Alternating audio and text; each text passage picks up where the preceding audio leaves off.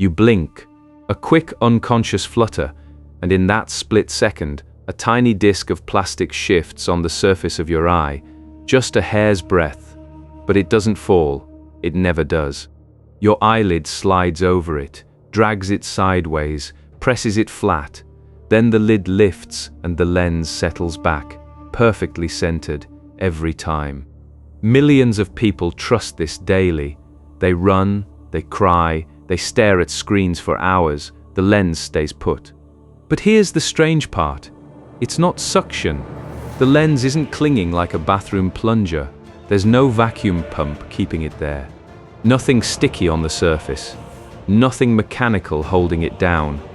So what invisible force is really doing the work? Day after day, blink after blink, what keeps that fragile disc locked against your moving eye? Your eye blinks, the lid slides down, lifts away, and in that instant your body builds a liquid sandwich. Between your cornea and the lens, 3 layers stack. Outermost, oil from tiny glands along your lid, just enough to stop evaporation. Beneath that, the watery bulk, salts, proteins, the tears you know when you cry. And pressed against your eye, a gossamer base of mucin, sticky and clear, that lets water grip where it would otherwise bead and roll away. Together they form a bridge, not a puddle, a continuous sheet, only a few micrometers thick, thinner than a red blood cell, thinner than dust in sunbeams. Your lens doesn't rest on wet plastic. It floats on this cushion, held by liquid architecture your body rebuilds every few seconds. But water lets boats glide. It makes ice slippery. It washes things apart. So how can a layer of liquid, something built to let things slide, actually glue the lens in place? The answer hides where the tear film ends. At the rim of your lens, the liquid doesn't stop flat. It curves upward, clinging to the edge like water creeping up a drinking glass, a tiny wall of liquid, a meniscus. And that curve is everything. Where a surface bends, pressure changes. 2 centuries back, physicists found the rule: sharper curve, steeper pressure drop inside. Your tear meniscus curves tight, radius measured in mere micrometers, so pressure inside plunges below the air outside. Hundreds of pascals lower. A vacuum almost, but born from liquid tension itself. The math is clean. Pressure difference equals surface tension times curvature. Smaller gap, tighter curve, harder pull.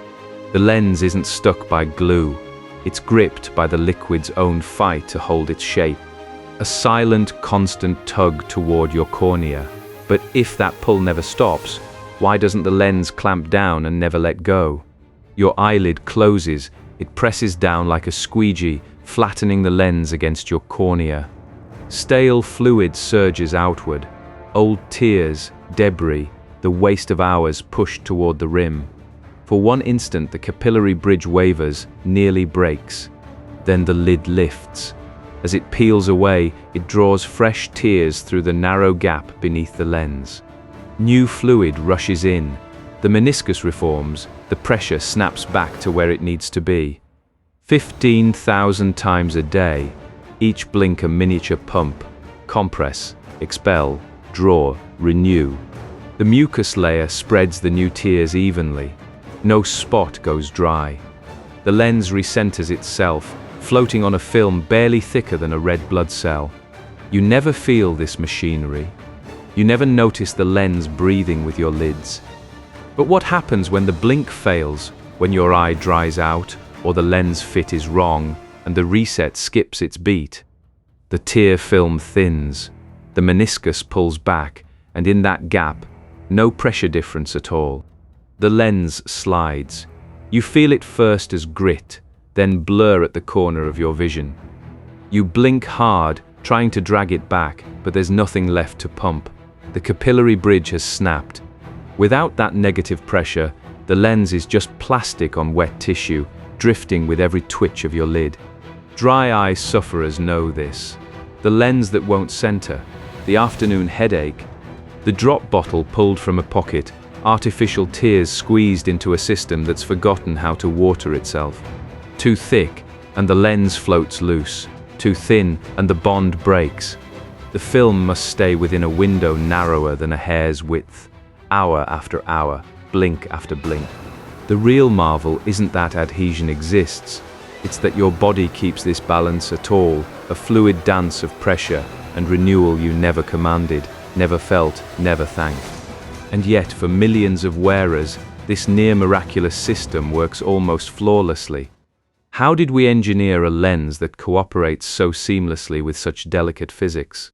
How do you build something that cooperates with physics this shy?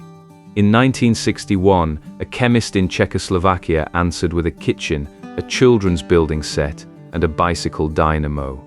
Otto Wichterler had no factory, no clean room, just stubborn curiosity and a clear gel called Fiape, a polymer that drinks water like a sponge and turns soft, almost tissue-like.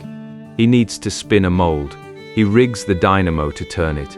The building set holds everything steady. Out comes the first soft hydrogel lens, pliable enough to drape across the cornea, porous enough to let oxygen seep through, wet enough for the tear film to embrace it completely. Before Wichterler, lenses were hard glass shells that rode on tears like boats on a lake. His lens becomes part of the lake itself. The capillary bridge forms naturally, comfortably, invisibly. Millions of wearers today owe their clear sight to a man who built the future from toys and bike parts.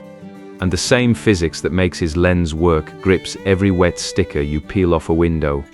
But how exactly? Press two wet glass plates together.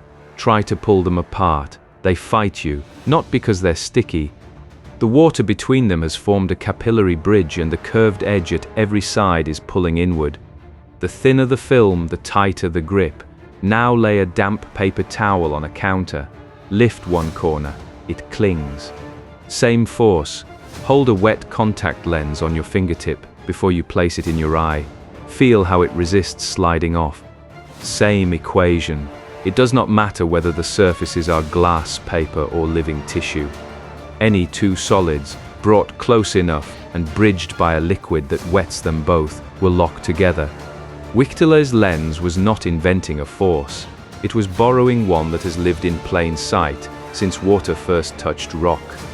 Your eye is simply the most intimate stage where this ancient physics performs. But the performance never stops. The tear film breaks and rebuilds with every blink. And the bond renews itself in silence again and again, while you simply go on seeing. You blink. The lid slides down, presses the lens, lifts away, and in that half-second flutter, something ancient happens. The tear film squeezes thin, then spreads fresh across the surface, rebuilding the bridge. The meniscus curves again at the edge, negative pressure pulls inward. Your lens settles back, centered, held, not by suction, not by glue, by the same force that pins wet glass together, that clings a damp leaf to a window, that has lived in water since the world began. You've felt this thousands of times and never known it. Now you do. The next blink comes. You feel the press, the shift, the grip, a microscopic tug holding your world in focus. Ordinary moments, extraordinary physics, hidden in plain sight.